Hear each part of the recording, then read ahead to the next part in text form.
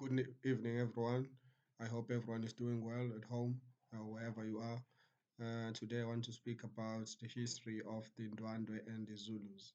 If you check in Izibongo of King Shaka or the praise poetry of King Shaka, you'll find that he killed many of the Amapela regiments. The Amapela regiments were made up of different surnames, but they had many of King Zwide's children, the chief of the Ndwandwe.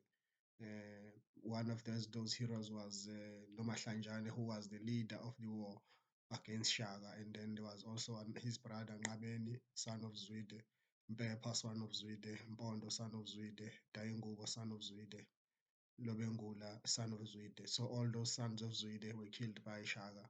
And it is part of his praise poetry that he killed so many children of Zwide, of the Ndwandwe clan. Now let us talk about Shaka. They call him the emperor who's smarter than all the emperors, or who outsmarted all the emperors. The fire that burns unceasingly, which burned the forest of Dlebe, and it also burned the owls of Dlebe, meaning that he killed the witches of Dlebe.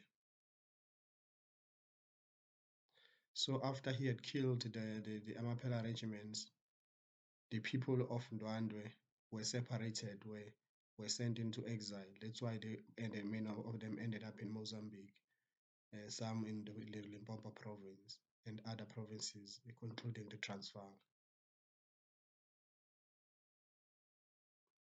So it means this must mean that the theory of Mfecane is real. It was caused by war.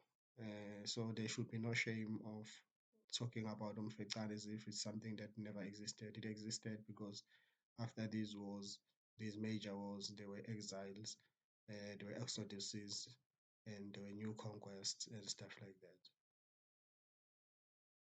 that. And in his praise poetry, it says that the praise poet says he liked him when he chased Zwide from the east, and then chased him from the east to the west, meaning that he made Zwide's empire to be dispersed to the east and to the west because he had defeated the Amapela regiments. That was the lesson in history of Nguni land during the King Shaka era and the King Zwide era. Thank you.